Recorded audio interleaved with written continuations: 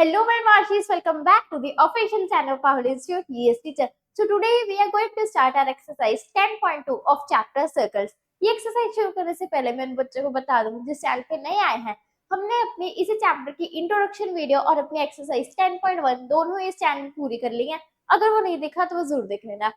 हमने अपनी एक्सरसाइज 10.1 में कुछ खास किया नहीं, हमारे पास प्यारे प्यारे से सिंपल से क्वेश्चन थे जैसे कि फिलिंग द ब्लैंक्स थे और कुछ हमारे पास थे एमसीक्यूज। वो तो थी हमारी 10.1। अब 10.2 में हमारे पास है बहुत इजी क्वेश्चंस, बड़ा मजा आएगा एक्सरसाइज को करने में, लेकिन वैसे क्वेश्चंस नहीं होंगे, वो क्वेश्चंस थे आपके कॉन्सेप्ट की क्लैरिफिकेशन के लिए। अब जो कॉन्सेप्ट हमने क्लियर कर लिए हैं, अब इस एक्सरसाइज में हम उन कॉन्सेप्ट्स को कैसे अप्लाई करेंगे वो सीखेंगे कि अब हम क्वेश्चंस में उन कॉन्सेप्ट्स को कैसे अप्लाई करें। वैसे क्वेश्चंस हमारे पास होंगे अपने एक्सरसाइज 10.2 में। ये एक्सरसाइज एक बहुत इंपॉर्टेंट एक्सरसाइज है, बहुत ज्यादा इंपॉर्टेंट है एग्जाम पॉइंट ऑफ व्यू से।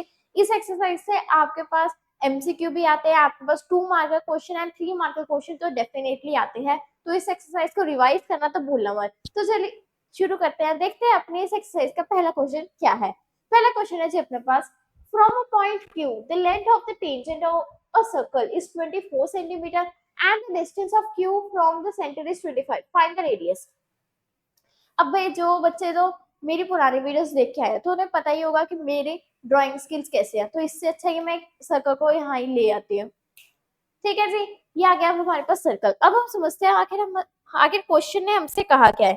क्वेश्चन कह रहा है कि भाई यहाँ पे एक पॉइंट है Q। कौन सा पॉइंट है भाई? यहाँ पे एक पॉइंट Q है। ठीक है, मान लो आउटसाइड, मान लो मैं यहाँ पे एक पॉइंट Q मान रही हूँ। ठीक है, ये है मेरा पॉइंट Q।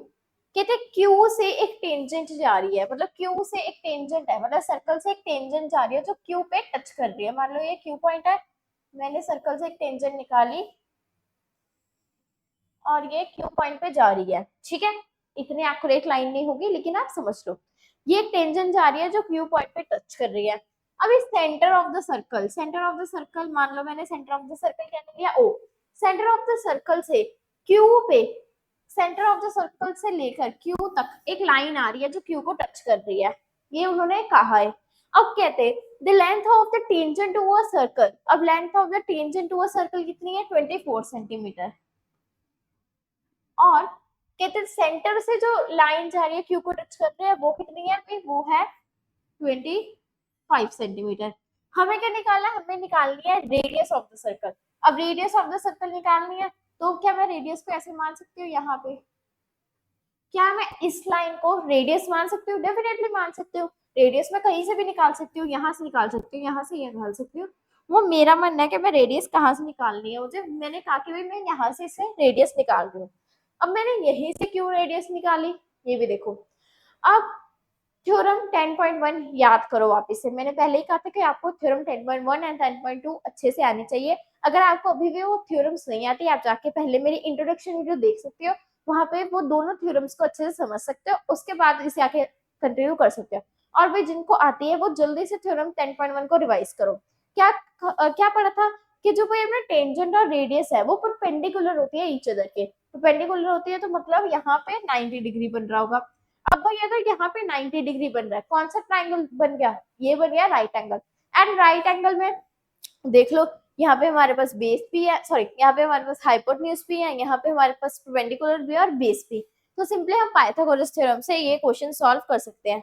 तो कर देते हैं भाई, हम क्या कह देंगे, बाय यूजिंग पाइथागोरस थ्योरम। ठीक है, X square equals to B square plus P square. H square क्या है भाई? एच हो जाएगा अपना 25। 25 का square equals to B square हमें निकालना है। बी स्क्वायर क्या है अपना? यहाँ पे मान लो ए पॉइंट। ठीक है, अपना ओ ए का स्क्वायर प्लस पी है अपना 24 का स्क्वायर। 25 का स्क्वायर होता है भाई 625, ये ओ ए का स्क्वायर प्लस 24 का स्क्वायर होता है 576। 576 माइनस करेंगे हम 625 में से तो आएगा 49 इक्वल्स टू ओ ए का स्क्वायर। यहाँ से मैं हटाऊंगी, उधर आ जाएगा रूट। 49 किसका रूट होता है भाई? 49 होता है 7 का रूट। इट मीन्स भाई जो अपनी ओ ए है वो है 7 सेंटीमीटर की। ये जो ओ ए आई है वो आई है हमारी 7 सेंटीमीटर। देख लो कौन सा ऑप्शन है, option number A is are right option. ठीक है जी, तो यहीं पे अपना ये पहला क्वेश्चन होता है खत्म। चलते हैं अपने नेक्स्ट क्वेश्चन पे, देखते हैं अपना नेक्स्ट क्वेश्चन क्या है। नेक्स्ट क्वेश्चन है जी अपने पास, in figure if TP and TQ are two tangents to a circle, कहते हैं दो टेंजेंट्स है सर्कल के TP एंड TQ। ठीक है जी, कहते सेंटर से ठीक है centre so that angle POQ is 110 degree. ठीक है, 110 डिग्री का हमें ये एंगल दिया हुआ भाई। ठीक है, then PTO is equal to, हमें बताना है कि भाई ये एंगल PTO कितना होगा। हमें बताना है कि एंगल PTO नहीं, सॉरी PTO नहीं, PTQ ये वाला पूरा एंगल, ये वाला पूरा एंगल कितने डिग्री का होगा। देखो इसमें भी देखने में लग रहा है कि वही कितना बड़ा है कुछ नहीं। देखो हमें दो टेंजेंट दिख रही है, एक ये टेंजेंट है और एक ये टेंजेंट है। दो रेडियस दिख रही है सॉरी, OP एंड OQ। तो भाई रेडियस और टेंजेंट एक दूसरे के यहाँ पे परपेंडिकुलर, अगर परपेंडिकुलर होते हैं तो यहाँ पे ये बना रही होंगी 90 डिग्री। ठीक है, क्योंकि OQ परपेंडिकुलर है कुछ भी लो यहाँ पे TS के। ठीक है, TS के। सिमिलरली वैसे ही जो अपने OP है वो किसके परपेंडिकुलर होगी, अपने TR के। ठीक है, ये टेंजेंट्स के। तो यहाँ पे भी क्या बन रहा होगा, 90 डिग्री। अभी एक क्वाड्रिलेटरल बन गया भाई quadrilateral. Simple angle sum property लगा देते हैं कि भाई एक क्वाड्रिलेटरल है, उसमें अपना angle P plus angle O plus angle Q plus angle T equals to 360 degree. पूरा क्वाड्रिलेटरल है। एंगल P कितना है भाई, 90 डिग्री। एंगल O कितना है भाई, 110 डिग्री। एंगल Q भाई अपना 90 डिग्री।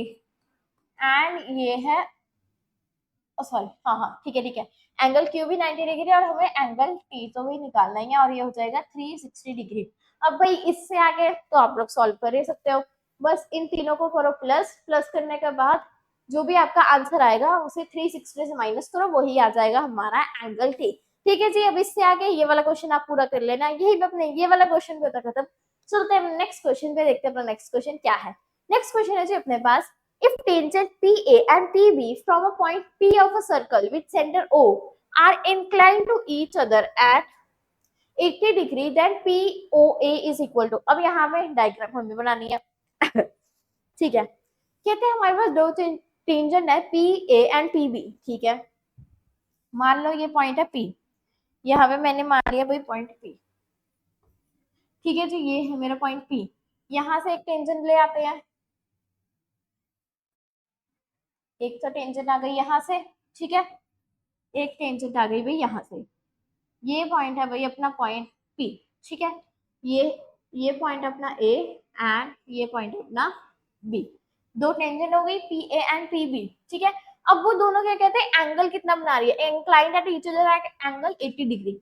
मतलब ये जो एंगल है ये इन्होंने बता दिया कि ये है भाई 80 डिग्री का। ठीक है, अब कहते हैं देन POA, O मतलब यहाँ पे सेंटर से O है। ठीक है, सेंटर अपना O है।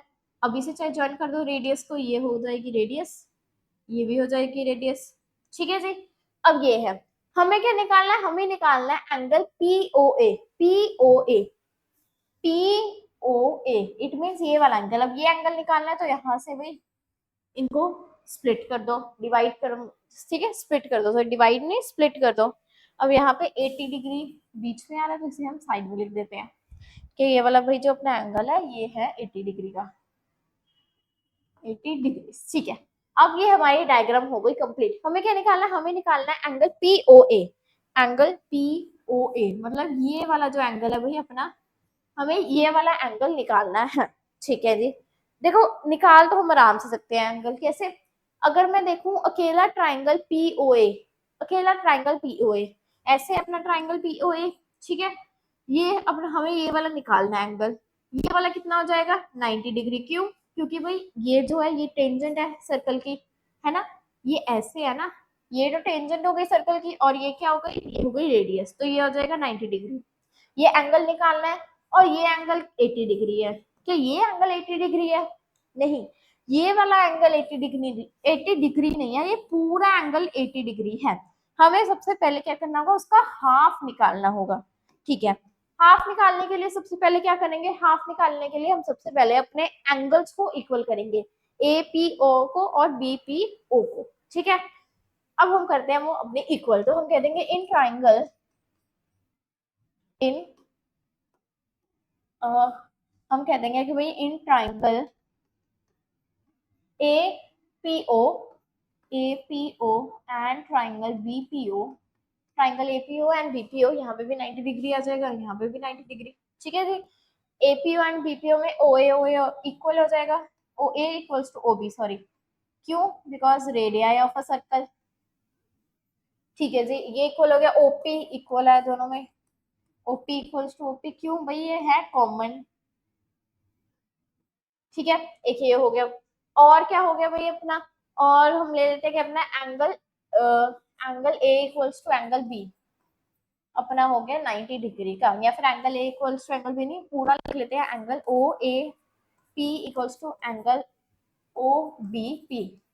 क्यों, क्योंकि ये है 90 डिग्री के। तो हम कह देंगे कि भाई देयरफॉर ये दोनों ट्राइंगल जो है ये कॉन्ग्रेंट है। यहाँ पे दोनों ट्राइंगल के नाम लिख लेना, कैसे, बाय एस ए एस से मैंने ये दोनों कर दिया कॉन्ग्रेंट।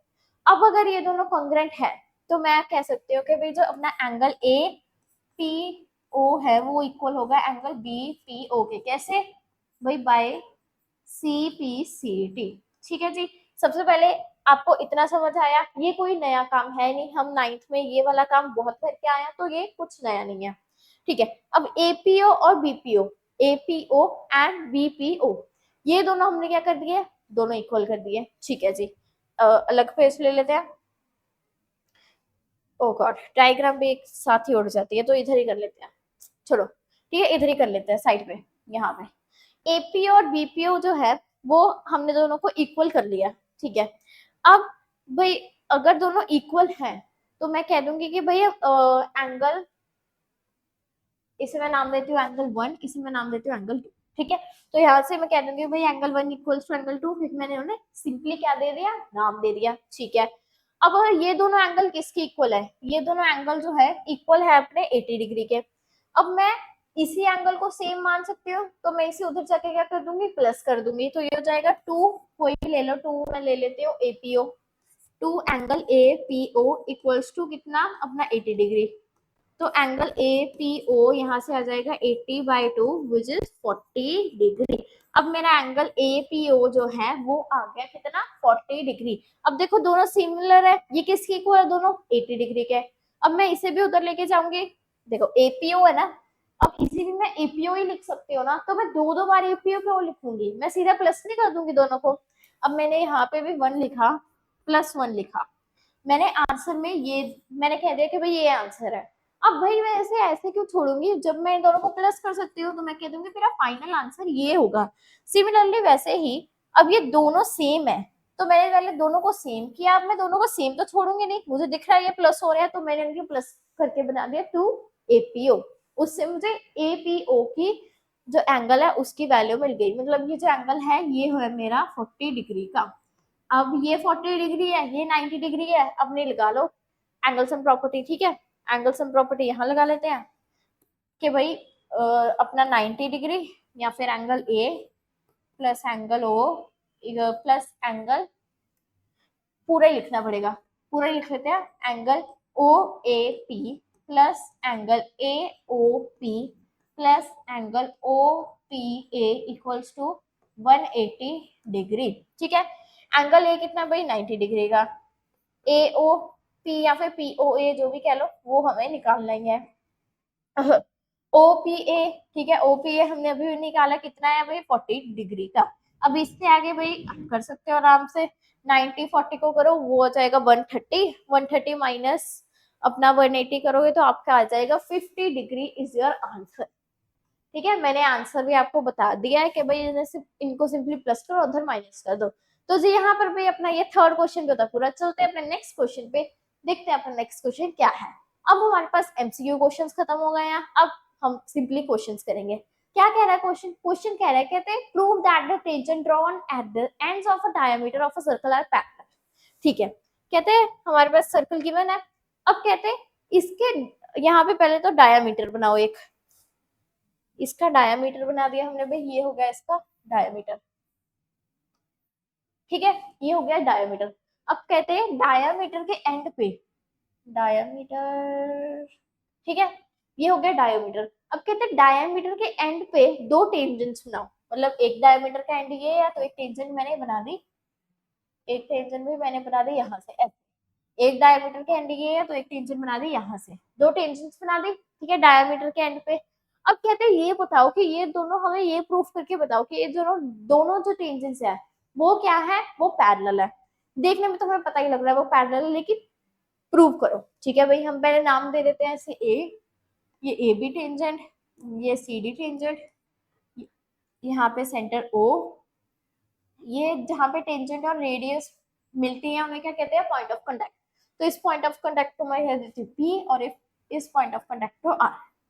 ठीक है, ये मैंने इनको दे दिया नाम दे दिया। तो हमें प्रूव क्या करना है, हमें करना है कि भाई टू प्रूव,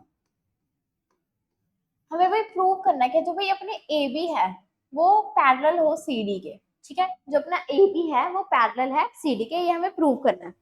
अब देखो ध्यान से, यहाँ पे हमें क्या दो रेडियस दिख रही है, वे दिख रही है O P and O R, radius है, रेडियस से मिलके तो एक डायमीटर बना है, तो ये दो रेडियस हो गए। अब यहाँ पे देखो ओपी जो है, प्रूफ पे चलते हैं, यहाँ पे S OP is a radius, कहते हैं ओपी जैसे हमें दिख रहा है कि एज इज रेडियस है, एक रेडियस है, तो OP is perpendicular to A B, OP जो है वो ए बी के परपेंडिकुलर है। ठीक है, सिमिलरली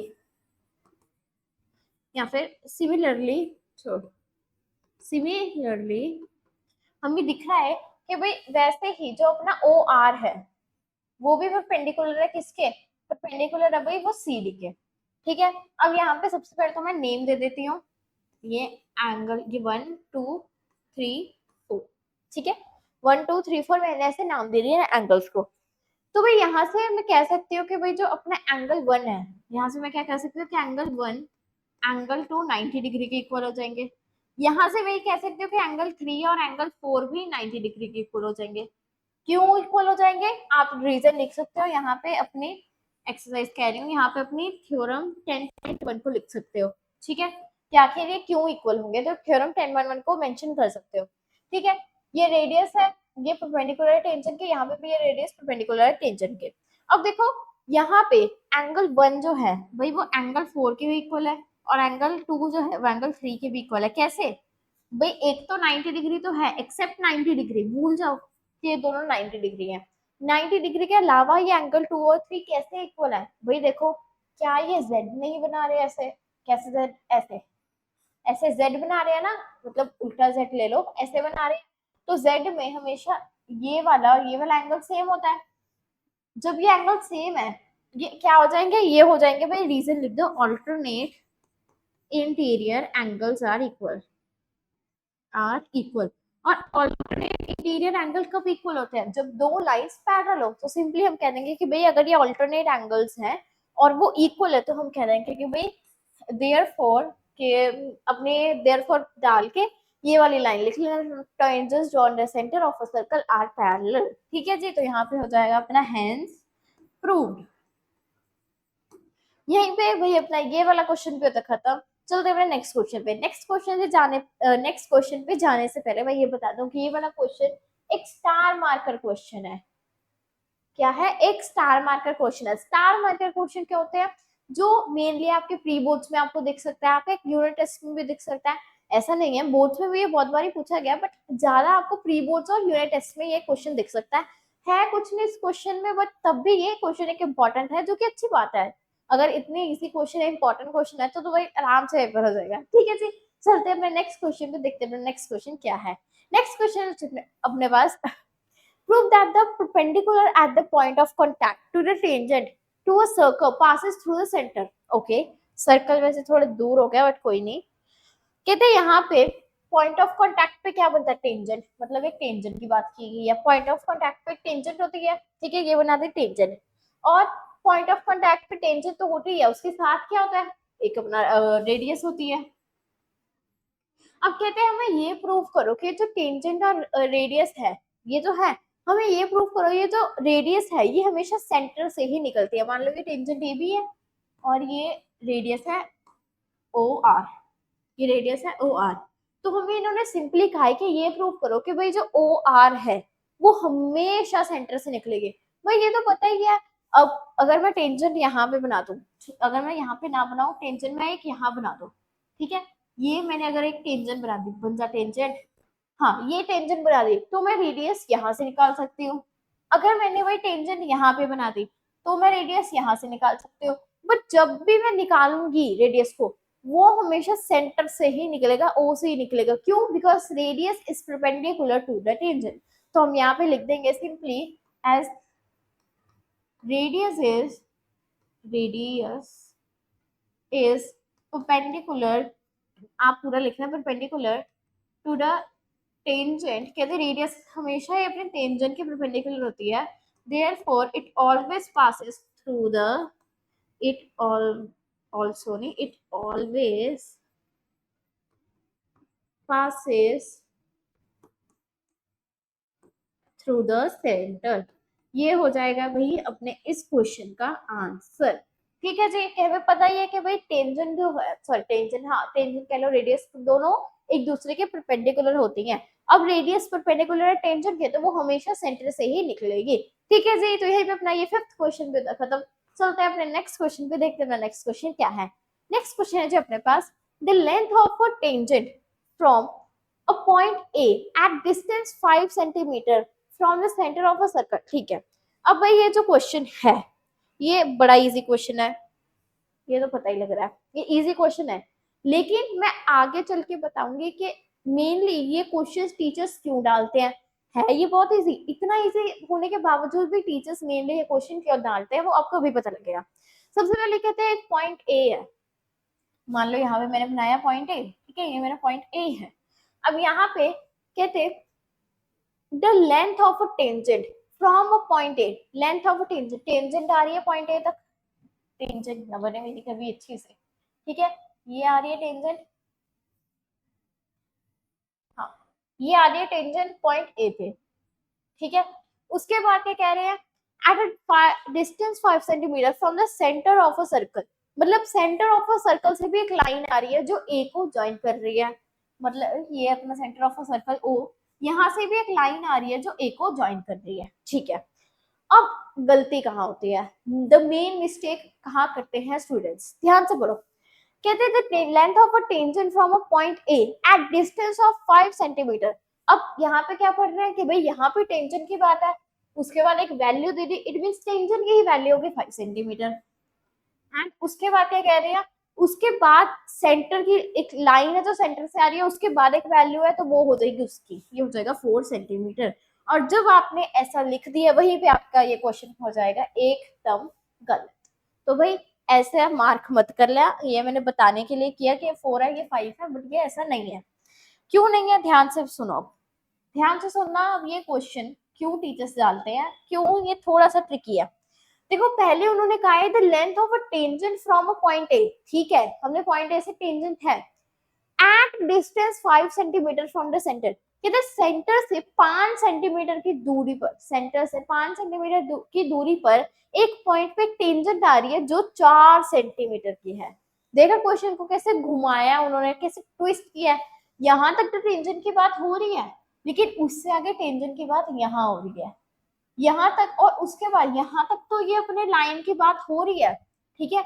लेकिन हमें लगता है ये लाइन आखिर टेंजेंट की है, बट नहीं, क्वेश्चन ने ऐसा कहा है कि भाई पॉइंट एक पे एक टेंजेंट आ रही है, ठीक है, सेंटर से 5 सेंटीमीटर दूर पे वो टेंजेंट है और उसकी लेंथ 4 सेंटीमीटर है, ठीक है जी।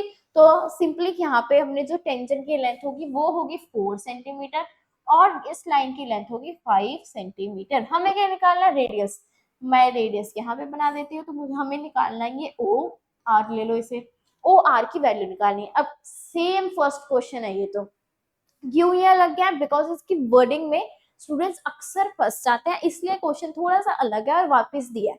अब इससे आगे तो आप खुद कर सकते हो, यहाँ पे लिख देना as O R is perpendicular to, अपना O R is perpendicular to R A, therefore भाई अपना जो एंगल होगा ये हो जाएगा 90 डिग्री का, हमें राइट एंगल बन गया, पाइथागोरस थ्योरम लगाओ, ये हो जाएगी आपकी परपेंडिकुलर, ये हो जाएगा हाइपोटेन्यूज और ये हो जाएगा बेस। ठीक है जी, अब इससे आगे क्वेश्चन आप सॉल्व करना, सिंपल पाइथागोरस लगानी है और आपको आपका आंसर मिल जाएगा। चलते हैं अपने नेक्स्ट क्वेश्चन पे, देखते हैं अपना नेक्स्ट क्वेश्चन आखिर क्या है। नेक्स्ट क्वेश्चन है अपने पास, two concentric circles are of radii 5 centimetre and 3 centimetre. सबसे पहले तो ये समझो क्या है कंसेंट्रिक सर्कल्स क्या होते हैं। क्या कंसेंट्रिक सर्कल्स, कंसेंट्रिक सर्कल्स वो सर्कल्स होते हैं कि जिनका मिड पॉइंट मतलब जिनका सेंटर सॉरी जिनका सेंटर हमेशा सेम हो, जिनका सेंटर सेम हो। अब देखो ये दो एक कंसेंट्रिक सर्कल है, क्या आपको ये लग रहे हैं? डेफिनेटली लग रहे होंगे, क्यों भाई? क्योंकि इन दोनों का जो सेंटर है वो सेम है, इन दोनों का सेंटर यही है, इसी सेंटर से ये दोनों सर्कल बने हैं। मान लो मैंने पहला ये बनाया सर्कल, ये उसका सेंटर है, फिर मैंने ये बनाया, फिर मैंने ये बनाया, ठीक है, मैंने ऐसे सर्कल्स बना दिए। हालांकि सर्कल्स तो ये बेचारे लग नहीं रहे, ठीक है, वापस से बनाती हूँ। अब ये मान लो सेंटर है मेरा, मैंने यहाँ से एक सर्कल बनाया, फिर मैंने ये बनाया, फिर मैंने ये वाला बनाया। अब है तो इसका सेंटर तो यही रहा ना सर्कल का, चाहे इस बड़े वाले का देख लो सेंटर वो यही है, छोटे वाले का वो यही है, मिड वाले का वो यही है। सिमिलरली कंसेंट्रिक सर्कल ऐसे सर्कल होते हैं जिनका सेंटर सेम हो, ठीक है, हमें पता लग गया। आगे क्या कहते two concentric circle are of radius 5 centimetre and 3 centimetre. दो रेडियस है उनकी, एक की 5 सेंटीमीटर है एंड एक की 3। अब ये मैंने कह दिया ये बड़े वाले सर्कल की, ठीक है, ये बड़े वाले सर्कल की है रेडियस, एंड ये मैंने कह दिया ये छोटे वाले सर्कल की है, ठीक है। अब वो बड़ी है तो वो 5 सेंटीमीटर एंड ये 3 सेंटीमीटर। सिमिलरली यहाँ से भी मैं एक 5 सेंटीमीटर की निकाल सकती हूँ, रेडियस है कहीं से भी निकाल सकती हूँ। आगे कहते हैं find the length of the chord of the larger circle. अब यहाँ पे एक कॉर्ड, इन दोनों को ज्वाइन कर दो। अगर मैं इसे और इसे ज्वाइन करूंगी तो यहाँ से कॉर्ड निकलेगी, ये जा रही है कॉर्ड, है ना भाई, ये जा रही है अपनी कॉर्ड। अब हमें क्या कहा है, कहते हैं find the length of the chord. हमें इस कॉर्ड की लेंथ निकालनी है जो छोटे और बड़े दोनों दोनों के सर्कल्स को क्या कर रही है, टच कर रही है, ठीक है भाई। अब ये वाले जो रेडियस है यहाँ पे ओ दे दो, ये पॉइंट ले लो आर, ये पॉइंट ले लो पी, ठीक है। इस पॉइंट को वैसे लेने की जरूरत नहीं है, बट अगर लेना है तो इसे क्यू ले लो, ठीक है जी। ये मैंने ले ली पॉइंट्स इसके। अब इसमें ये है अपना 5 सेंटीमीटर का, अपनी ओपी है 3 सेंटीमीटर की, ठीक है। अब देखो यहाँ पे ध्यान से देखना, ध्यान से देखना। अब यहाँ पे अगर मैं सिर्फ छोटे सर्कल को देखूं, सिर्फ छोटे सर्कल को देखूं, मैंने क्या कहा, अगर मैं सिर्फ छोटे सर्कल को देखूं अपने, तो उसके यहाँ वहां से जो कॉर्ड जा रही है वो छोटे सर्कल के लिए तो वही एज अ टेंजेंट वर्क कर रही है। यहाँ पे ऐसा बड़ा सर्कल है ना, ऐसे यहाँ पे बड़ा सर्कल है, वो तो बड़े सर्कल के लिए तो कॉर्ड है, लेकिन छोटे सर्कल के लिए क्या है, छोटे सर्कल के लिए तो वो एज अ टेंजेंट कर रही है ना, एज अ टेंजेंट है।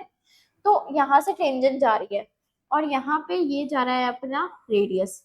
तो यहाँ पे क्या ये 90 डिग्री फॉर्म नहीं करेंगे, क्यों नहीं करेंगे? Because our theorem 10.1 says radius is perpendicular to the tangent. अब तक तो भाई जिसे भी ये थ्योरम याद नहीं होगी वो भी रट गई होगी, ठीक है जी। तो उसके लिए तो ये क्या है, टेंजेंट। तो मैं यहाँ पे बना सकती हूँ, यहाँ पे तो ये क्या बन जाएगा 90 डिग्री।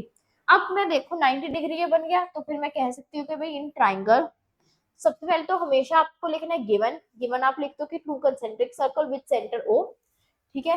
गिवन में हो जाएगा two concentric circle with centre O, ठीक है, and radii 5 centimetre and 3 centimetre. To prove में हमें लिखना है, क्या लिखना है, हमें क्या निकालना है, लेंथ ऑफ द कॉर्ड, मतलब हम लिख देंगे लेंथ ऑफ आर क्यू, ठीक है, वो कॉर्ड है अपना। अब हम चलेंगे प्रूफ पे। प्रूफ पे अगर हम जाए तो हम कह देंगे कि भाई जो अपना ओपी है वो परपेंडिकुलर है अपने आर क्यू के, ठीक है, ओपी अपने परपेंडिकुलर है आर क्यू के। यहाँ पे आप थ्योरम 10.1 लिख सकते हो, ठीक है, 10.1। तो यहाँ से हम कह देंगे भाई वो राइट एंगल ट्राइंगल है, तो हम कह देंगे by using Pythagoras theorem, Pythagoras theorem अपना H square equals to B square plus B square T square. H square, H क्या है अपना 5, 5 का स्क्वायर प्लस बी स्क्वायर हमें निकालना ही है, पी अपना कितना है 3, 3 का स्क्वायर, ठीक है जी। 5 होता है 25, 25 माइनस 9 अपना आ जाएगा 16, ये हो जाएगा बी स्क्वायर। तो यहाँ से भाई ये जाएगा अपना इसके ऊपर रूट एंड ये आ जाएगी 4 सेंटीमीटर। अपनी जो बेस है, जो यहाँ पे आरपी है, आरपी की वैल्यू आ गई 4 सेंटीमीटर। क्या हमें सिर्फ आरपी की वैल्यू चाहिए थी? नहीं, हमें तो पूरे आर क्यू की वैल्यू चाहिए थी। हम हम ऐसे नहीं लिख देंगे इसके बाद कि पूरे आर क्यू क्यूब 4 सेंटीमीटर है, नहीं, हमने कौन सा ट्राइंगल लिया है यहाँ पे ये भी मेंशन करना है कि in triangle O R P, ये मेंशन करना, ठीक है, ये मैं भूल गई थी, ये जरूर मेंशन करना कि in triangle O R P कि हमने सिर्फ ये वाला ट्राइंगल यूज किया है, तो इस ट्राइंगल को यूज करके तो सिर्फ ये बेस निकला है। अब मैं वापस से दूसरे ट्राइंगल पे तो लगाऊंगी नहीं पाइथागोरस, क्योंकि सेम आएगा, तो मैं सिमिलरली कह दूंगी भाई जो आर आर क्यू है वो है R P plus P Q, ठीक है, R P plus P Q, या फिर मैं कह दूंगी भाई जो आर क्यू है वो डबल है आर पी का, ठीक है, R Q equals to 2 R P की वैल्यू आ गई 4, तो यहाँ से भाई जो अपनी पूरी कॉर्ड है आर क्यू वो आ जाएगी 8 centimetre, which is our final answer. ठीक है जी, कुछ नहीं था इस क्वेश्चन में भी। अब तक तो भाई हमने जितने भी क्वेश्चन किए हैं सॉरी, अब तक तो भाई हमने जितने भी क्वेश्चन किए इंक्लूडिंग एमसीक्यू, मेनली हम पाइथागोरस थ्योरम ही यूज कर रहे हैं, जो हम कहीं पहले से करते आ रहे हैं। हमें सिर्फ वर्डिंग को देख के ऐसा लगता है कि क्वेश्चन कितना मतलब मुश्किल होगा, बट होता नहीं है। अब तक आपने भी देखा होगा कि हमने सिर्फ पाइथागोरस थ्योरम को ही अच्छे से यूज किया है। तो यहीं पर अपना ये क्वेश्चन भी था खत्म। चलते हैं अपने नेक्स्ट क्वेश्चन पे, देखते हैं अपना नेक्स्ट क्वेश्चन क्या है। So the next question अपने पास, a quadrilateral ABCD is drawn to circumscribe a circle as you can see in the figure. Prove that AB plus CD equals to AD plus BC. ठीक है जी, अब इस question से हम अपने theorem 10.2 भी लगाना शुरू कर देंगे। ठीक है, उससे पहले हम वर्ड सर्कमस्क्राइब का मतलब समझते हैं। उसका मतलब है कि भाई क्वाड्रिलेटरल के अंदर एक सर्कल को रखा हुआ है, एक क्वाड्रिलेटरल के अंदर एक सर्कल है और जो क्वाड्रिलेटरल की लाइन है वो सर्कल को टच होके जा रही है। ठीक है जी, अब देखो ये हमारे पास फिगर गिवन है, हमें क्या प्रूव करना है, हमें प्रूव करना है कि भाई जो A B plus C D है, A B plus C D मतलब दिस वाली साइड प्लस दिस साइड किसके इक्वल है, वो इक्वल है भाई अपने A D plus B C के, हमें ये इक्वल करना है। ठीक है जी, कर देते हैं, कोई बड़ी बात नहीं है इनको इक्वल करने में। अब ये वाला जो क्वेश्चन है वापस से ये है हमारा प्यारा सा स्टार मार्कर क्वेश्चन, ठीक है, ये है एक star marker question, it means ये भी एक इम्पोर्टेंट क्वेश्चन है। अब इसमें देखो, इसमें सबसे पहले तो मैं कह सकती हूँ कि भाई जो मेरा डी आर है वो इक्वल है डी एस के। अब ये मैं क्यों कह रही हूँ, ठीक है, जो मेरा ए पी है वो इक्वल है ए एस के, क्यों कह रही हूँ मैं ऐसा, आखिर मैं ऐसे इक्वल क्यों कर रही हूँ, ध्यान से देखो, ध्यान से देखो, ये मेरा सर्कल है, ठीक है, और यहाँ से ऐसे क्वाड्रिलेटरल जा रहा है, पहले तो मैं सिर्फ ये बना रही हूँ, तो क्वाड्रिलेटरल अगर मैं सर्कल से देखूं तो ये दोनों क्या टेंजेंट्स नहीं जा रही, ये पॉइंट डी, ये पॉइंट आर, ये पॉइंट एस, तो ये दो जो टेंजेंट नहीं जा रही डी आर और डी एस क्या एक टेंजेंट्स नहीं है। और हमारी थ्योरम 10.2 कहती है कि जो टेंजेंट्स होती हैं एट एक्सटर्नल पॉइंट वो हमेशा इक्वल होती हैं साइज में, तो यहाँ से मैं कह सकती हूँ कि भाई जो मेरा डी आर है वो डी एस की इक्वल है। ठीक है जी, सिमिलरली अगर मैं यहाँ पे देखूं, एक यहाँ से जा रही है, ठीक है, और एक ये यहाँ से जा रही है, अब ये यहाँ से जा रही है तो क्या इस साइड से भी सर्कल के एक्सटर्नल पॉइंट में दो टेंजेंट्स बन रही है, तो मैं क्या ये नहीं कह दूं कि भाई जो ये एपी है वो इक्वल हो जाएगा एएस के। सिमिलरली देखो फिगर में देखो, सिमिलरली यहाँ पर भी अगर मैं देखूं ये ऐसे टेंजेंट जा रही है इस पॉइंट पे, अगर मैं देखूं सर्कल के, तो मेरा बीपी इक्वल हो जाएगा बीक्यू के, और वैसे ही यहाँ पे आर सी इक्वल हो जाएगा सी क्यू के।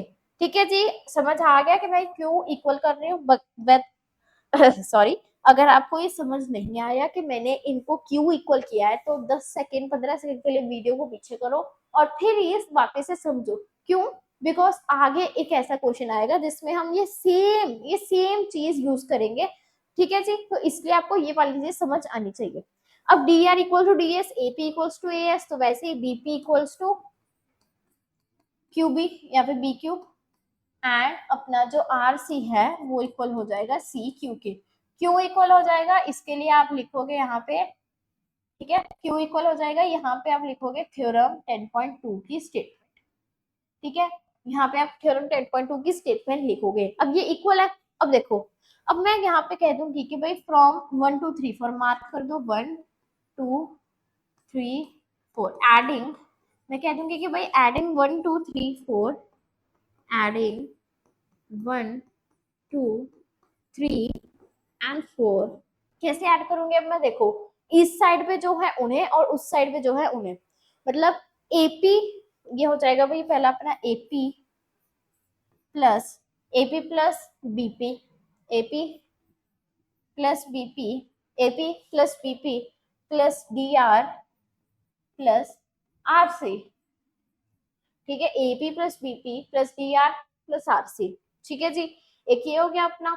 और उस साइड अपना हो जाएगा A S plus D S plus C Q plus B Q.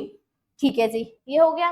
ठीक है जी, अब यहाँ पे देखो एपी प्लस बीपी क्या बना रहे हैं मिलके, एपी प्लस बीपी बना रहे हैं AB plus D R plus RC मिलके क्या बना रहे हैं, डी आर प्लस आरसी मिलके बना रहे हैं डीसी।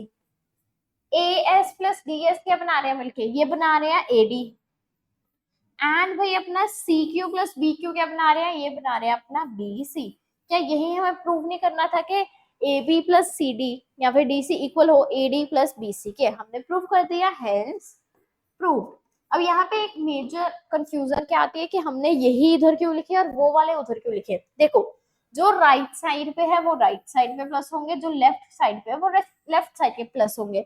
आप चेक भी कर सकते हो, देखो राइट साइड वाले सारे एक जगह, AP AP, BP BP, DR DR, RC RC, left side में सारे लेफ्ट वाले प्लस होंगे इसलिए। ठीक है जी, ये क्वेश्चन बड़ा प्यारा सा क्वेश्चन है, बड़ा इजी सा क्वेश्चन है, लेकिन इंपॉर्टेंट क्वेश्चन है। तो यहीं पे अपना ये वाला क्वेश्चन भी होता है खत्म। चलते हैं अपने नेक्स्ट क्वेश्चन पे, देखते हैं अपना नेक्स्ट क्वेश्चन क्या है। नेक्स्ट क्वेश्चन है जी अपने पास, इन फिगर, हमारे पास फिगर दी हुई है, वहां पे हमारे पास कहते हैं दो टेंजेंट्स है। ठीक है, टेंजेंट्स अपनी जा रही है दो, उसके बाद with centre O and another tangent with point of contact C. बस कुछ नहीं है, हमें सिर्फ इस डायग्राम में ये पूरी हमें इस पूरे स्टेटमेंट में सिर्फ ये डायग्राम को एक्सप्लेन किया गया है अच्छे तरीके से। ठीक है, हम सीधा अपने डायग्राम पे देखते हैं। हमें आखिर में सिर्फ इसमें इंपॉर्टेंट चीज क्या है ये कि हमें एंगल ए ओ बी को 90 डिग्री प्रूव करना है। एंगल ए ओ बी देख लो यहाँ पे कौन सा है, angle A O B, A O B it means ये वाला एंगल हमें प्रूव करना है 90 डिग्री। उसके लिए मैं सबसे पहले अपना नेमिंग कर देती हूँ कुछ एंगल्स को। जैसे मैंने इसको कर दिया 1 2 3 एंड 4। ठीक है, मैंने पी ओ ए को 1 कर दिया, ए ओ सी को 2, सी ओ बी को 3 एंड बी ओ क्यू को 4। मैंने नेमिंग कर दिया, और ये डायग्राम में आपने नेमिंग करनी है। ऐसा नहीं कि आप मतलब यहाँ पे तो 1 2 3 4 यूज कर रहे हो, लेकिन डायग्राम में हमने नेमिंग ही नहीं की कि वो 1 है 2 है 3 है कि 4 है, तो आपको अच्छे से नेमिंग करनी है। ठीक है जी, नंबरिंग हमने कर दी इसकी। अब देखो मुझे क्या चाहिए, मुझे अगर मैं देखो मुझे एंगल ए ओ सी निकालना है, मुझे कौन सा निकालना है, एंगल ए ओ सी। और ए ओ सी में मेरे कौन से दो एंगल्स आ रहे हैं, ए ओ सी में मेरे एंगल 2 और एंगल 3 आ रहे हैं। तो एंगल 2 और एंगल 3 को लाने के लिए मैं क्या करूंगी, सबसे पहले अपना triangle O P A and O A C को कंग्रेंट कर दूंगी। ठीक है, वहां से एंगल 1 एंगल 2 के इक्वल आ जाएगा। वैसे ही सिमिलरली करके मैं इन दोनों ट्राइंगल्स को कंग्रेंट कर दूंगी, जिससे मेरे पास 4 एंड 3 इक्वल आ जाएंगे। उसके बाद यहाँ पे मेरे पास 180 डिग्री दिख रहा है, उसके बाद मैं 90 डिग्री ला सकती हूँ। सुनने में ये बहुत कंफ्यूजिंग लग रहा होगा, मैं जानती हूँ अच्छे से, तो बातें कम करते हैं, हम पहले अपने इस क्वेश्चन को निकालते हैं ताकि आप कंफ्यूज तो होना कम से कम हो। ठीक है, सबसे पहले मैंने क्या कहा था कि हम एक कंग्रेंट करेंगे ट्राइंगल को, मतलब in triangle P O A and triangle कौन सा अपना सी ओ ए, मैंने P O A and C O ए लिया। सबसे पहले तो भाई अपना ओ ए कॉमन ले लो, दोनों में ओ ए इक्वल्स टू ओ ए, क्यों, ये वही है अपने कॉमन। ठीक है जी, उसके बाद देख लो और क्या चीज मिल रही है हमें, O P equals to O C. O P जो है भाई मुझे ओ सी की इक्वल दिख रही है, क्यों, बिकॉज वो मुझे रेडियस दिख रही है सर्कल की, रेडियाई ऑफ द सर्कल। ठीक है, रेडियस दिख रही है। और जो पी ए है वो इक्वल हो जाएगा पी सी के, क्यों वो इक्वल हो जाएगा, यहाँ पे आप लिख दोगे थ्योरम 10.2। थ्योरम 10.2 से अपना ये जो है पी ए पी सी के इक्वल हो जाएगा, तो हम कह देंगे therefore triangle P O A is congruent to triangle अपना कौन सा था, triangle C O A by S S L. ठीक है, यहाँ से हम कह देंगे कि therefore angle 1 equals to angle 2 by C P C D. हमने कर दिया एक पड़ाव पूरा। अब मुझे एंगल 3 और एंगल 4 को इक्वल करना है, उसके लिए मैं वापस से अपने triangle C O B and Q O B को नहीं यूज करूंगी, मैं सिमिलर डाल के कर दूंगी। मतलब यहाँ पे मैं लिख दूंगी सिमिलरली सिमिलरली भाई जो अपना ट्राइंगल और कौन से triangle, triangle C O B, अपने सी ओ बी है वो भी कॉन्ग्रेंट हो जाएंगे ट्राइंगल कौन से क्यू ओ बी से बाय एस एस एस के वो भी हो जाएंगे, तो therefore angle 3 equals to angle 4 आ जाएगा, कैसे, बाय सी सी टी। ठीक है जी, अब यहाँ पे इसे मार्क कर दो एज 1 एंड इसे मार्क कर दो एज 2। देख लो एक बार, मैंने सिमिलरली डाल के सीधा एंगल 3 और एंगल 2 को जो है, सॉरी हाँ, एंगल 1 को एंगल 2 से एंड एंगल 3 को एंगल 4 के इक्वल कर दिया। ठीक है जी, अब हम चलते हैं अपने न्यू पेज पे। अब अगर आपको थोड़ी सी नाइट और याद हो तो देखो यहाँ पे हमारे पास कब क्या बन रहे हैं, यहाँ पे हमारे पास बन रहे हैं लीनियर पेयर्स। लीनियर पेयर्स बन रहे हैं ना, क्योंकि एक ही लाइन से निकल रहे हैं, और लीनियर पेयर्स का सम क्या होता था हमेशा 180 डिग्री। तो मैं यहाँ से कह दूंगी कि भाई अपने जो एंगल प्लस के हम नेमिंग कर दो 1 2 3 4, ये कलर नहीं दूसरा कलर 1 2 3 एंड 4। ठीक है जी, ये कलर है अपने पास। अब यहाँ पे angle 1 plus angle 2 plus angle 3 plus angle 4 equals to 180 degree. क्यों भाई, क्योंकि ये है अपने लीनियर पेयर्स, ये अपने लीनियर पेयर्स है। ठीक है जी, अब मुझे पता है, मैंने पीछे देखा कि एंगल 1 2 के इक्वल है एंड 3 4 के, तो मैं यहाँ पे सिंपली एंगल 1 को भी एंगल 2 ही लिखूंगी, एंगल 2 को एंगल 2 ही, एंगल 3 को as it is, and angle 4 को भी एंगल 3। मैं 2 और 3 क्यों लिख रही हूँ और 1 और 4 क्यों नहीं, क्योंकि भाई मुझे आफ्टर ऑल ए ओ बी निकालना है जिसमें 2 और 3 आ रहे हैं। ठीक है जी, इक्वल्स टू 180 डिग्री। अब मैं इसे प्लस करूंगी, ये हो जाएगा 2 angle 2 plus 2 angle 3 equals to 180 degree. दोनों में से 2 कॉमन आ रहा है, कॉमन ले लो, ये हो जाएगा angle 2 plus angle 3 equals to 180 degree. 2 divide में चला जाएगा, ये हो जाएगा angle 2 plus angle 3 equals to 180 by 2, 180 by 2। So ये हो जाएगा angle 2 plus angle 3 equals to 90 degree. और एंगल 2 प्लस एंगल 3 क्या है, वो है अपना पूरा angle A O C equals to 90 degree. Hence अपना ये हो जाएगा ट्रू। तो जो यहीं पे अपना ये वाला क्वेश्चन भी होता है खत्म। देखने में मैं जानती हूँ ये क्वेश्चन आपको थोड़ा सा ऐसा कंफ्यूजिंग लगा होगा, बट कुछ है ही नहीं था। हमने सिंपली अपने इन दोनों ट्राइंगल्स को पहले कंग्रेंट किया, सिमिलरली करके इन दोनों को कंग्रेंट कर दिया, फिर हमने देखा लीनियर पेयर लग रहे हैं, लीनियर पेयर से हमने उसके आगे अपना जो AOC है वो 90 डिग्री प्रूव कर दिया। ठीक है जी, तो यहीं पे अपना ये वाला क्वेश्चन भी होता है खत्म। चलते हैं अपने नेक्स्ट क्वेश्चन पे, देखते हैं अपना नेक्स्ट क्वेश्चन क्या है। नेक्स्ट क्वेश्चन है जी अपने पास, prove that the angle between two tangents drawn from an external point to a circle is supplementary। supplementary मतलब जिनका सम 180 डिग्री हो। अब यहाँ पे हम उसके लिए हमें क्या चाहिए होगी, सबसे पहले अपने टेंजेंट। ठीक है, एक टेंजेंट यहाँ से जा रही है, एक टेंजेंट यहाँ से, मैच क्यों नहीं हो रही दोनों, एक यहाँ से निकाल रहे हैं और एक यहाँ से। हाँ ठीक है, नहीं बिल्कुल ठीक नहीं है। हाँ, ये गई अपनी टेंजेंट। मान लो मैंने यहाँ पे पॉइंट दे दिया P, यहाँ पे सेंटर है O, यहाँ से जा रही है रेडियस, एक यहाँ गई एक यहाँ गई। ठीक है, यहाँ पे नाम दे दो A, यहाँ पे B। ठीक है, अब मुझे इन्होंने क्या कहा है इस क्वेश्चन में, मुझे इन्होंने कहा है कि हमें angle between the tangents, angle between the tangents मतलब ये एंगल और इन दो रेडियस के बीच का एंगल, मतलब ये वाला एंगल, इन दोनों को सप्लीमेंट एंगल प्रूव करना है। मतलब मुझे टू प्रूफ में क्या करना है, टू प्रूफ में भाई मुझे ये प्रूफ करना है कि भाई जो अपना एंगल O है, angle O plus angle P मेरा 180 डिग्री हो, ये करना है मुझे प्रूफ। अब उसके लिए कुछ नहीं, बड़े आसानी से कर देंगे। देखो यहाँ पे OA किसके परपेंडिकुलर जा रही है, AP के, तो ये क्या हो जाएगा 90 डिग्री। यहाँ पर भी क्या हो जाएगा 90 डिग्री, क्यों, क्योंकि थ्योरम 10.1 है, पता है radius is perpendicular to tangent.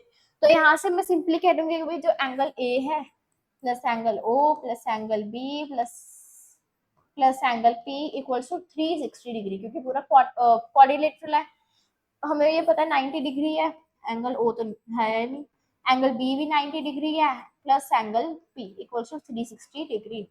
90 90 180, ये हो जाएगा 180 degree plus angle O plus angle P equals to 360 degree. Angle O plus angle P यहाँ रहने दो, 360 माइनस 180 कितना हो जाएगा भाई 180 डिग्री। यहाँ पे हो जाएगा angle O plus angle P equals to 180 degree. Hence prove. देखा भाई, कुछ क्वेश्चन में था ही नहीं, हमने सिंपली यहाँ पे थ्योरम 10.1 का यूज किया, किसका यूज किया, थ्योरम 10.1 1 का यूज किया। आप लिख सकते हो कि ये क्यू 90 डिग्री है थ्योरम 10.1 से। उसके बाद हमने सिंपली ए अपना लगाया एंगल सम प्रॉपर्टी और हमारा जो पूरा का पूरा क्वेश्चन है वो सॉल्व हो गया। ठीक है जी, तो यहीं पे अपना ये वाला क्वेश्चन भी हो गया सॉल्व। चलते हैं अपने नेक्स्ट क्वेश्चन पे, देखते हैं अपना नेक्स्ट क्वेश्चन क्या है। नेक्स्ट क्वेश्चन है जी अपने पास, prove that this parallelogram circumscribing a circle is rhombus. अब ये सर्कल है, इसके ये एक पैरेललोग्राम में बंद है बेचारा। किस में बंद है? एक पैरेललोग्राम में। अब पैरेललोग्राम तो मुझे लगता नहीं मुझसे बनेगा, but I will try my best. हाँ, एक यहाँ से गया, इसे यहाँ से निकाल दो, इसे ये यहाँ से जाएगा एंड ये यहाँ से जाएगा। हाँ, और एक्स्ट्रा लाइंस में कर देती हूँ इरेज। ठीक है जी, हो गया, एक्स्ट्रा लाइंस इरेज कर देती हूँ। थोड़ा सा यहाँ, थोड़ा सा यहाँ, बहुत इरेज किया। ठीक है जी, ये है हमारी फाइनल डायग्राम कि भाई एक पैरेललोग्राम है जिसके बीच में हमारे पास क्या है? एक सर्कल।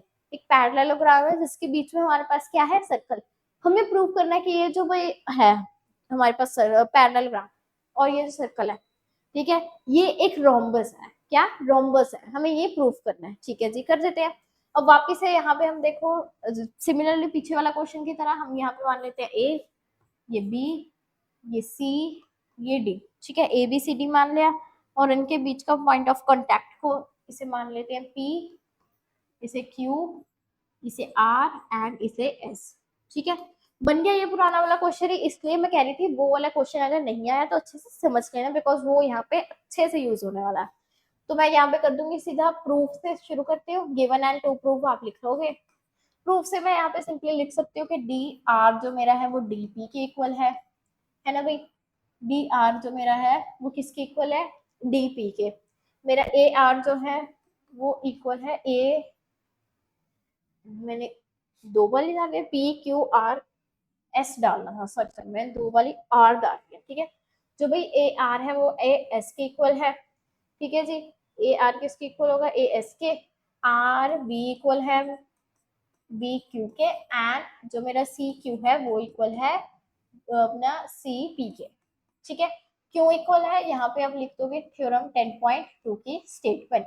तो ये हो जाएगा 1 2 3 4। सो सिमिलरली एडिंग 1 2 3 एंड 4, ये हो जाएगा D R D R D R, sorry D R कहाँ से आ गया भाई? मतलब खुद कंफ्यूज होती है मैंने पहले। हाँ सॉरी, यहाँ पे वो डाल दिया था ना, डी एस आएगा, D S, sorry sorry, D S आएगा और यहाँ पर भी अपना आएगा पहले डी एस, ए एस और यहाँ पे ए आर। एडिंग करेंगे तो ये हो जाएगा भाई अपना D S plus A S. ठीक है, D S plus A S equal to C Q plus B Q equals to किसके इक्वल होगा? वो A R plus R B plus अपना इक्वल हो जाएगा D P plus C P. अब देखो यहाँ पे हो सकता है कि आपका ये कभी कभी आगे पीछे हो, जैसे मैंने अभी कर दिया था। अब देखो यहाँ पे मेरा सी क्यू इस साइड है, ठीक है, सॉरी देखो मेरा सी क्यू इस साइड है एंड मेरा बी क्यू इस साइड है। ठीक है, मेरा सी क्यू इस साइड है एंड जो मेरा बी क्यू है वो उस साइड है। लेकिन मुझे क्या चाहिए? मुझे तो दोनों भाई सेम साइड पे चाहिए। मुझे क्या चाहिए? मुझे दोनों चाहिए सेम साइड पे। तो मैं क्या करूंगी, मैं यहाँ पे थोड़ा सा शफल कर देती हूँ। ठीक है, इसे मैं थोड़ा सा शफल कर देती हूँ, ये हो जाएगा बी क्यू और यहाँ पे मैं कर दूंगी अपना आर पी। इस चीज का आपको थोड़ा सा ध्यान रखना होगा क्योंकि मैं भी कंफ्यूज हो जाती हूँ, आप भी इसमें हो सकते हो कि दोनों जो लेफ्ट की चीज है वो लेफ्ट पे ही जानी चाहिए, राइट की चीज सारी राइट पे ही आनी चाहिए। अब वो हमारा सही है। अब भाई डी एस ए एस क्या बना रहे हैं मिलके? ये दोनों बना रहे हैं ए डी प्लस ये दोनों क्या बना रहे हैं मिलके? ये दोनों बना रहे हैं डी बी। ये बना रहे हैं भाई मिलके अपना ए बी और ये बना रहे हैं अपना मिलके डी सी।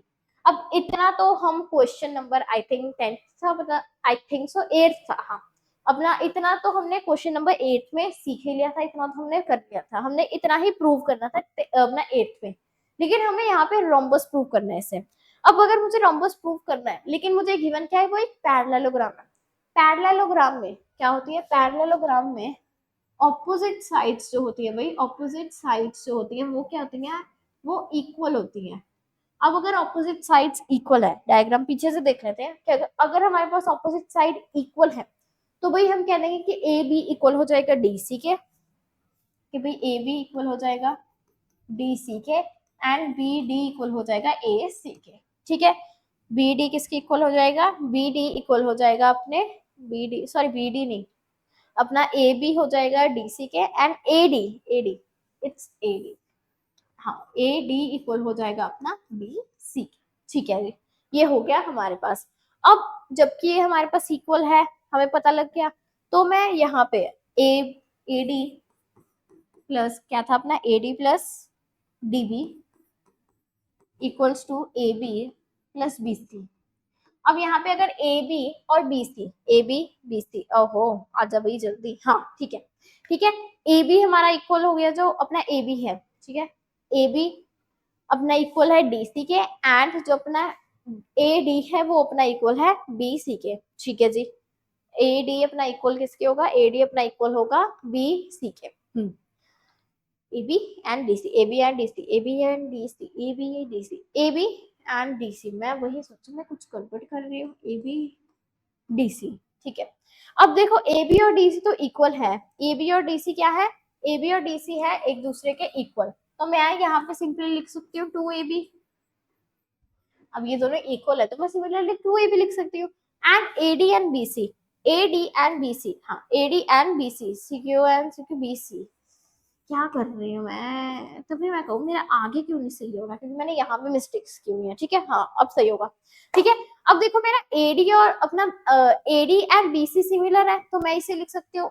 अब मैंने 2 क्यों डाला, तो मैंने वो एडी प्लस एडी हो जाएगा, तो ये एंड में 2ad ही हो जाएगा, तो मैंने एक स्टेप कम कर दिया, मैंने सिंपली लिख दिया यहाँ पे 2bc, मैंने 2bc लिख दिया, 2 से 2 कटा, यहाँ पे क्या हो जाएगा bc equals to ab, bc ab के इक्वल आ गया। क्या क्या इक्वल कर दिया मैंने भाई, मैंने bc को ab के इक्वल कर दिया, मतलब मैंने bc को अपने ये वाली लाइन को, ओहो लाइन भी अच्छे से नहीं बचती, मैंने क्या किया अपने इस वाली साइड को ये वाली साइड को इक्वल कर दिया ये वाली साइड के। ठीक है जी, ये वाली साइड को ये वाली साइड के इक्वल कर दिया। अब आगे देखो, ए बी जो मेरा ए बी है वो मुझे पता है और किसकी इक्वल है, ए बी मेरा इक्वल है डी सी के, एंड मेरा जो ए डी है या फिर बी सी है वो किसके इक्वल है, ए डी के। और जो हमारा रोम्बस होता है उसकी चारों की चारों साइड्स इक्वल होती हैं। क्या हमने चारों की चारों साइड्स इक्वल नहीं प्रूव कर दी, तो भाई यहाँ पे अपना ये क्वेश्चन हो गया सॉल्व, हम लिख देंगे एंड में हेंस प्रूफ। देखो क्वेश्चन कंफ्यूजिंग लग सकता है लेकिन है नहीं। क्या किया हमने, सबसे पहले कुछ नहीं किया, हमने जो क्वेश्चन नंबर 8 में किया था पहले तो वो सारा लिखा, यहाँ पे वही सारा प्रूफ किया और यहाँ पे छोड़ दिया। उससे आगे उन्होंने कहा था ये पैरेललोग्राम है तो इसके ऑपोजिट साइड्स क्या होंगे, इक्वल होंगी। इक्वल होने के बाद हमने देखा कि भाई अगर ये इक्वल है तो हमने इसे 2 बार नहीं लिखा, उसे एक बार कर दिया, कट कर दिया। बाद में हमारे पास बीसी और ए बी इक्वल आया, फिर हमने देखा कि ये दोनों तो इसके इक्वल भी हैं, इनके इक्वल भी हैं। ठीक है, हमने वो भी लिख दिया, उससे हमारी चारों साइड्स आ गई। अगर चारों साइड्स इक्वल है तो वो होता है अपना रोम्बस, और यहीं पे अपना ये प्यारा सा क्वेश्चन जो है वो होता है खत्म। चलते हैं अब अपने नेक्स्ट क्वेश्चन में, देखते हैं अपना नेक्स्ट क्वेश्चन क्या है। ठीक है जी, तो जी नेक्स्ट क्वेश्चन है हमारे पास, a triangle ABC is drawn to circumscribe a circle of radius 4 centimetre such that the segment BD and DC into which BC, मतलब अभी मैं ये स्टेटमेंट पढ़ने लिए बिकॉज ये स्टेटमेंट में हमारे क्या कहते हैं इस फिगर को ही डिफाइन किया हुआ है।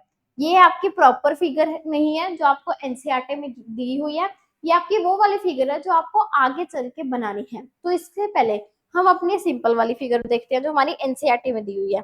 एनसीईआरटी में हमारी कैसी फिगर दी हुई है कि हमारे पास पहले तो एक सर्कल है, ठीक है, सर्कल ही नहीं बनता मुझसे अच्छी तरीके से, ये है सर्कल और यहाँ पे ऐसे ये ट्राइंगल के अंदर सर्कमस्क्राइब है, ट्राइंगल के अंदर है ये सर्कल। ठीक है, यहाँ पे हमें दिया हुआ है ये है सी, ये डी, ये अपना बी एंड ये ए, और यहाँ से हमें सी और डी तक की वैल्यू है हमारे पास 6 सेंटीमीटर, ये है हमारे पास 8 सेंटीमीटर, और यहाँ पे जो हमारे पास रेडियस गिवन है जो कि है 4 सेंटीमीटर।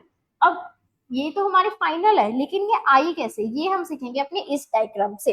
अब हमें एंड में निकालना क्या है, कहते हैं हमें निकालना है ए बी एंड ए सी, हमें ए बी एंड ए सी को निकालना है। अब ये निकालना जो होगा, ये जो हम ए बी और ए सी को निकालेंगे, ये एक बच्चों का खेल नहीं है इस क्वेश्चन में। ये क्वेश्चन इस पूरी एक्सरसाइज का द हार्ट मार्कर क्वेश्चन है, हार्ट मार्कर भी नहीं, दी हार्ट मार्कर क्वेश्चन है ये।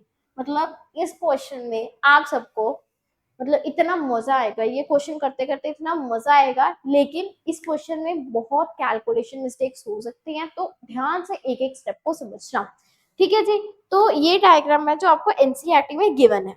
अब हम इस डायग्राम तक कैसे पहुंचेंगे वो हम आगे आगे सीखेंगे। अब उसके लिए सबसे पहले हमें ए सी एंड ए बी जैसे निकालने हैं।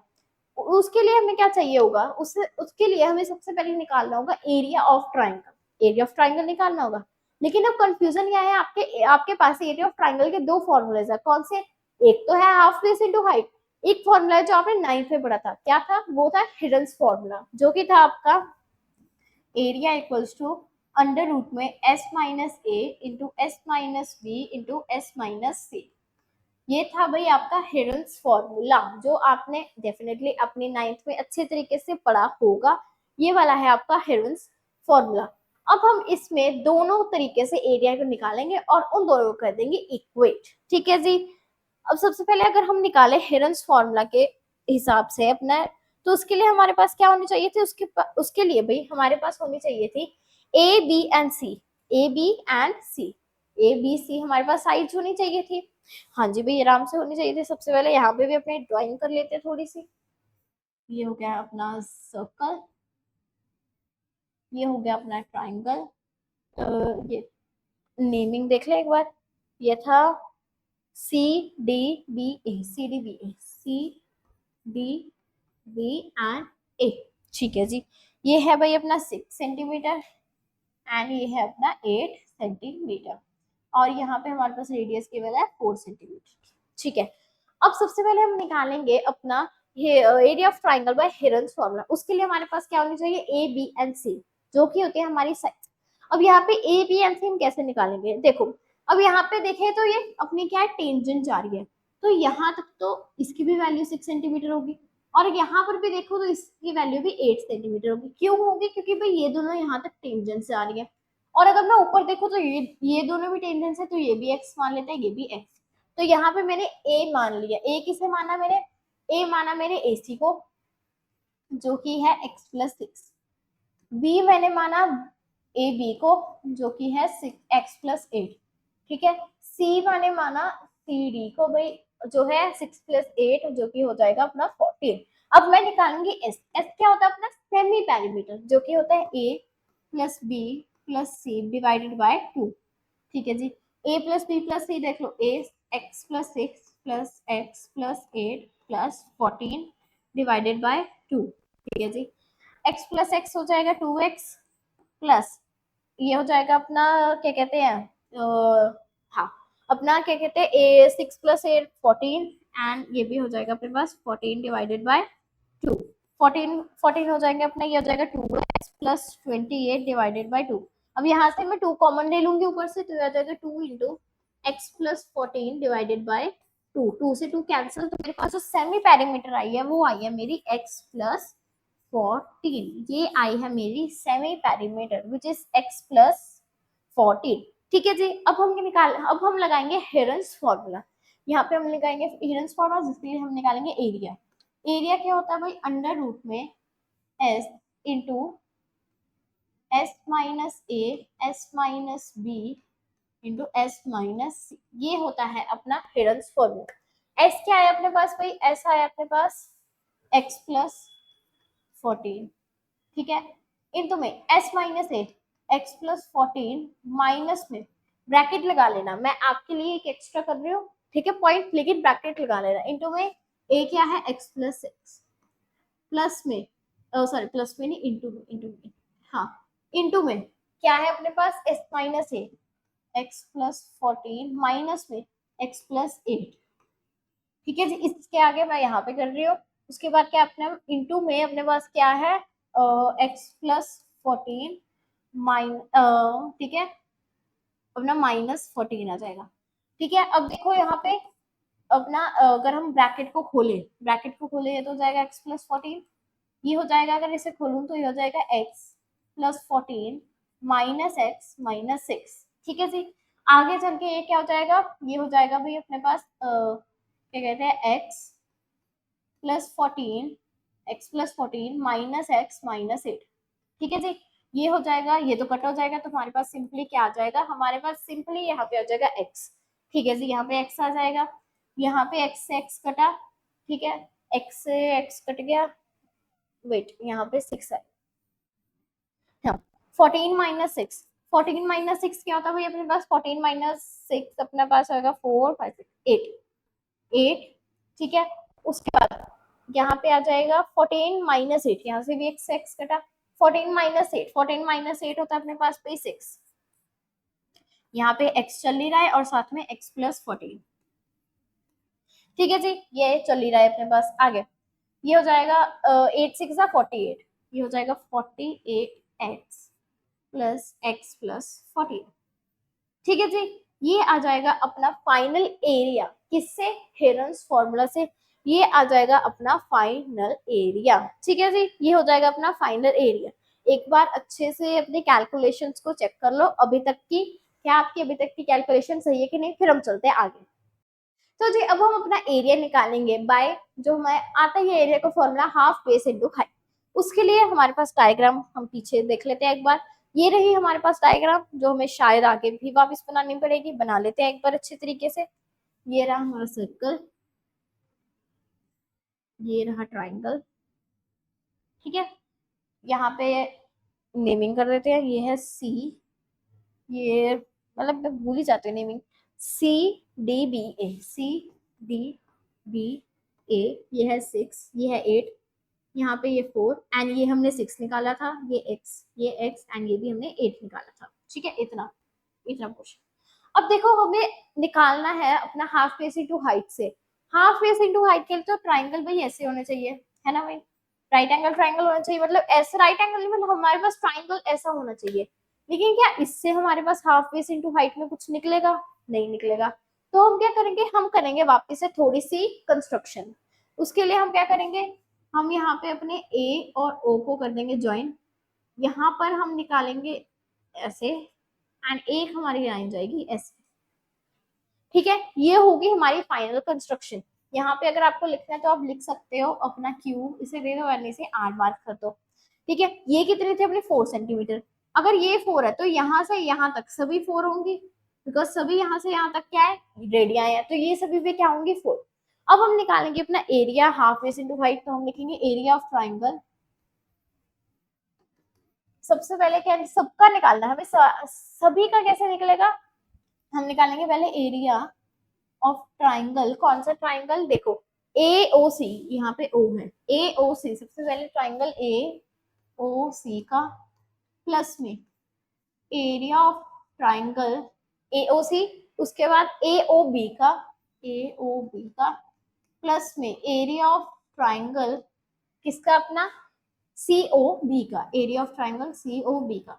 ठीक है जी, अब देखो पहले ए ओ सी का निकाला है तो half base into height, half into में बेस, बेस क्या होगा, बेस होगा इसका ए सी जो क्या है x+6 इंटू में हाइट, हाइट क्या होगी, ये अलग कलर से बताती हूँ, हाइट होगी अपनी ये वाली होगी इसकी हाइट, जो कि क्या हुआ है रेडियस है, पता ही लग रहा है, ये क्या हो जाएगी 4 और ये वाला हो जाएगा इसका बेस, तो इसकी हाइट क्या हो जाएगी, इसकी हाइट हो जाएगी 4 प्लस में ए ओ बी में जाए तो half as it is into में बेस, बेस होगा x+8 इंटू में हाइट, हाइट होगी इसकी, इसकी भी 4 होगी, प्लस में हाफ इंटू में बेस। ठीक है, ये रहा हाफ इंटू में बेस, बेस अपना हो जाएगा 14 इंटू में हाइट हो जाएगी 4। ठीक है जी, अब देखो जो कट रहा कटा दो, ये 2 से कटाएंगे तो यहाँ पे 2 into x, 2x plus 2 into 6 12। ठीक है, प्लस यहाँ पे 2 से ये कटा दो, ये हो जाएगा अपना 2 पे, ये हो जाएगा 2x प्लस 8 1 8 2 16 प्लस अगर मैं इसे भी घटा दूं 2 से 14 2 सा 14 2 सा 4 2 सा 8 2 सा 2 हाँ 28 सॉरी ओहो हाँ, ये हो जाएगा अपने पास 28। ठीक है जी, अब x x वाले अलग कर लो, ये हो जाएगा 2x plus 2x 4x plus 16 12 and 28 I think 56। Let us check, एक बार चेक कर लेते हैं कितना होगा अपना 8 9 10 16 6 1 carry 2 3 4 5 56 yes I am right. वैसे अगर आपको मतलब थॉरली पता हो कि ये यही आंसर आएगा मतलब कैलकुलेशन के बाद, तब भी एक बारी अच्छे से रफ में कैलकुलेशन कर लो, तो छोटी सी हो, जैसे मैंने 14 टूजा की भी कैलकुलेशन की साइड में, ताकि मेरा आगे जाके क्वेश्चन गलत ना हो, इसकी अच्छे से ध्यान रखना। ठीक है, ये आ जाएगा 56। ये आ गया हमारा अपना इस वाले फॉर्मूले से एरिया ऑफ ट्राइंगल। अब हम क्या करेंगे, हमारे पास दो एरिया ऑफ ट्राइंगल्स आ गए, अब हम उन दोनों को क्या कर देंगे, इक्वेट। हम यहाँ पे करेंगे उन दोनों को इक्वेट। ये रहा हमारा पहले वाला, ठीक है। यहाँ पे ये हमारा प्लस में नहीं आएगा, मैंने देख लिया था, ये प्लस में नहीं आएगा, ये इनटू में चल रहा है।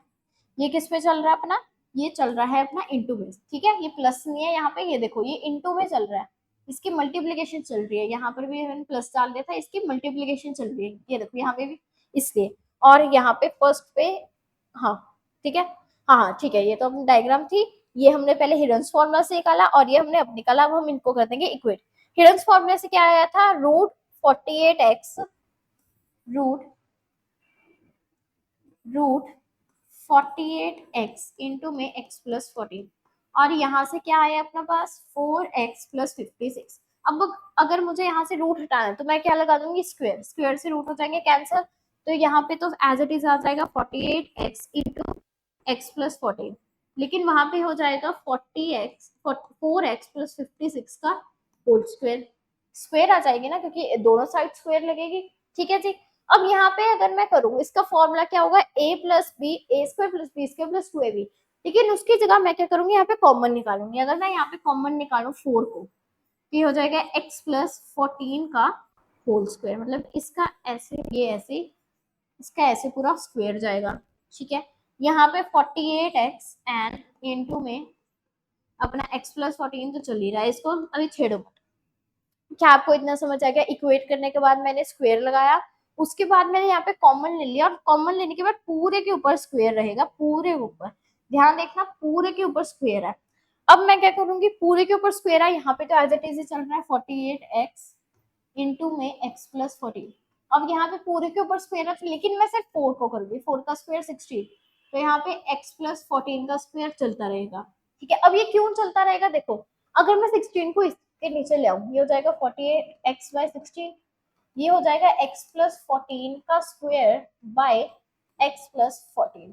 ठीक है, ये हो जाएगा 16 3 सा, ये हो जाएगा 3x इक्वल्स टू, अब देखो यहाँ पे स्क्वायर का मतलब क्या है, इसके पास दो है, मतलब x plus 14 into x plus 14 ऐसे है, y x प्लस 14, तो मैं एक x प्लस 14 से एक x प्लस 14 को कैंसिल कर सकती हूँ, तो मेरे पास क्या बचेगा, सिर्फ एक x प्लस 14, तो यहाँ पे बच जाएगा एक x प्लस 14। इस x को इधर लेके जाओ, 3x माइनस एक्स, ये हो जाएगा 14, 3x minus x 2x equals to 14। तो यहाँ से भी फाइनली मेरी जो x की वैल्यू है वो आई है 7 सेंटीमीटर, या फिर 7 सेंटीमीटर नहीं 7, यहाँ से मेरी x की वैल्यू आई है 7। क्या मुझे सिर्फ x की वैल्यू चाहिए थी, नहीं, मुझे तो AC एंड AB की वैल्यू चाहिए थी। AC क्या थी भाई अपनी, AC थी अपनी x प्लस 6 एंड AB थी अपनी x प्लस 8। ठीक है जी, ये हो जाएगा अपना 7, क्या कहते हैं 6 7 8 9 10 11 12 एंड 13 सेंटीमीटर, एंड ये हो जाएगा 8 9 10 11 12 13 14 15 16 centimetre, which is our final answer.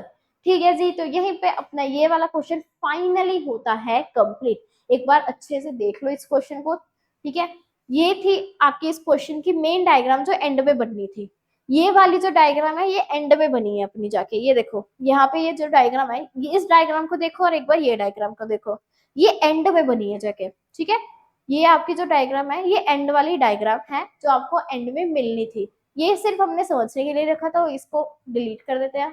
ठीक है, ये वाले है हमारे यहाँ से शुरू। अब यहाँ पे देखो, ये थे हमारी पहली स्लाइड जहाँ पे हमने हिरल्स फॉर्मूले से अपना निकाला एरिया, ये आया। ठीक है जी, उसके बाद हमारे पास हमने दूसरे फॉर्मूले से एरिया निकाला, वो हमारे पास क्या आया, वो हमारे पास ये आया। उसके बाद हम दोनों फॉर्मूलेस को इक्वेट कर दिया, दोनों फॉर्मूलेस को क्या क्या इक्वेट कर दिया। दोनों फॉर्मूलेस को इक्वेट करने के बाद यहाँ पे कॉमन लिया, कॉमन लेने के बाद स्क्वायर किया, उसके बाद दोनों को नीचे लेके जाके कट कटा के x की वैल्यू आ गई, और उसके बाद x की वैल्यू से हमारे पास AC एंड AB की वैल्यू आ गई।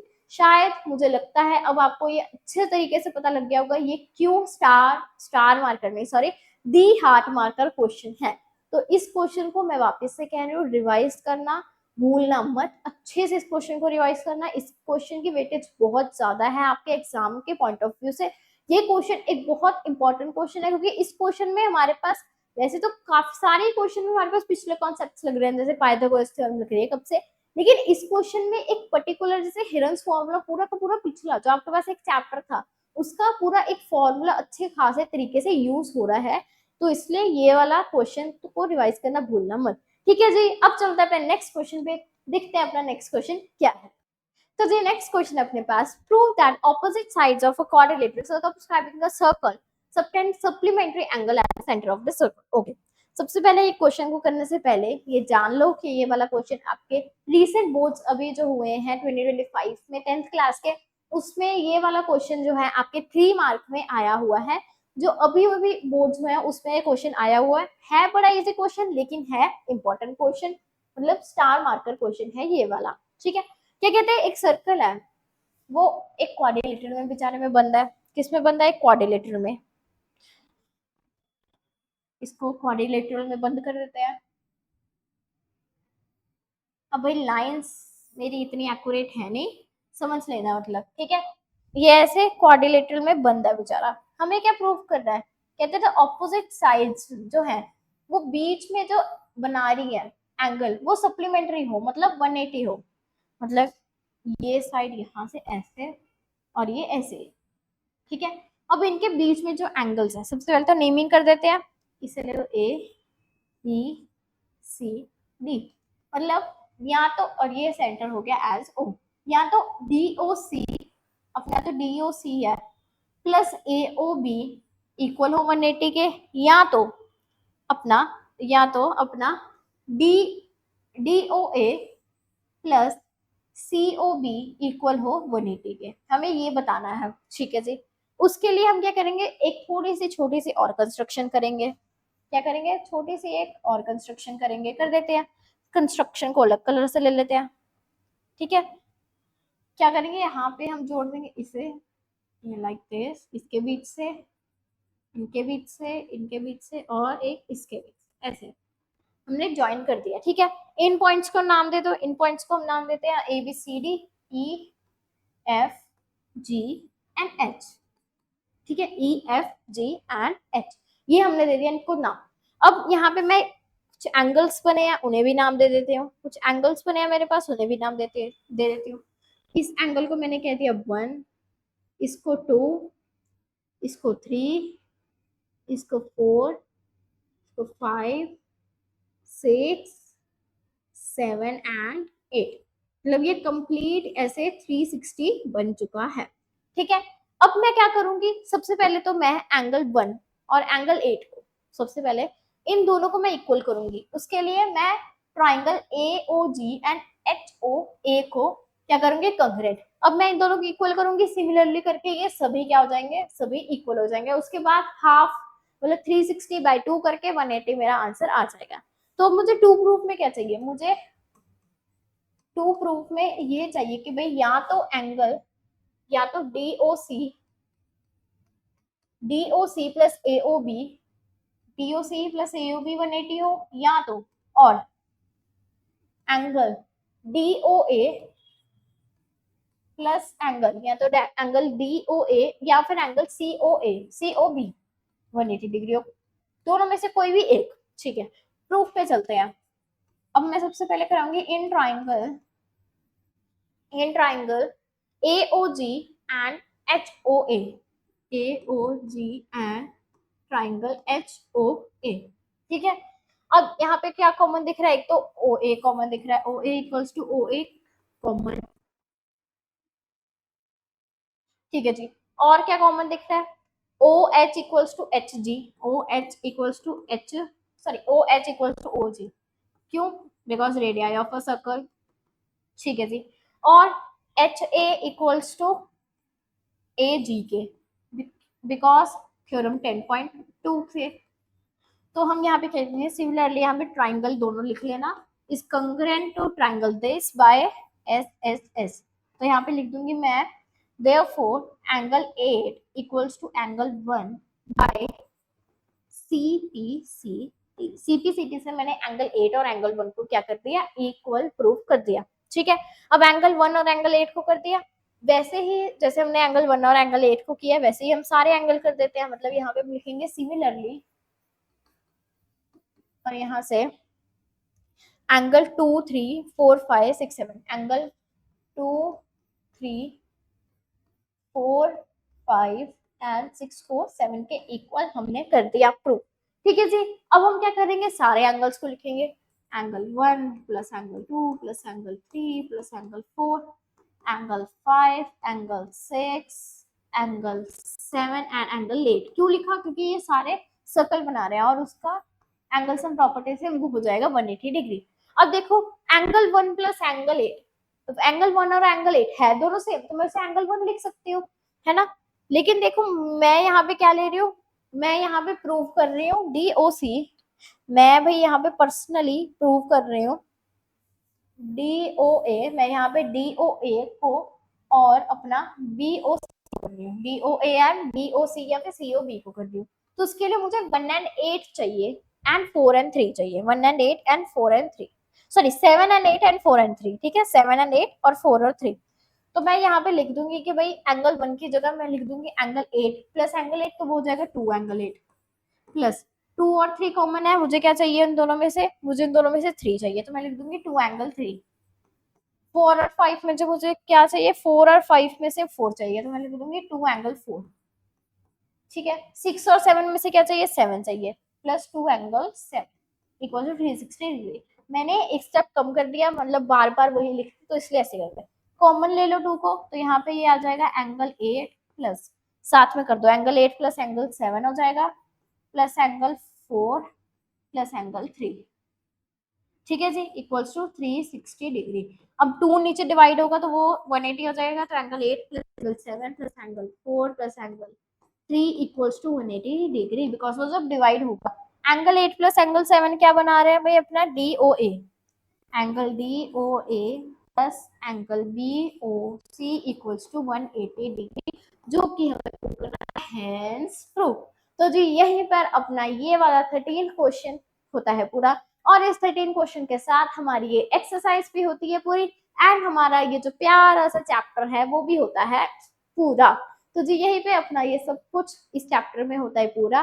वापिस से कह रही हूँ, ये चैप्टर एक बहुत इंपॉर्टेंट चैप्टर है, मेनली ये एक्सरसाइज भी बहुत इंपॉर्टेंट एक्सरसाइज है। इस एक्सरसाइज में भी जो मैंने आपको स्टार मार्क क्वेश्चन कराए हैं एंड जो आपका 12th क्वेश्चन है वो तो मतलब आना ही चाहिए।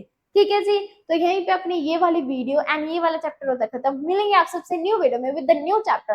Eight last don't forget to like share subscribe to Yes Teacher, because Yes Teacher means yes to success.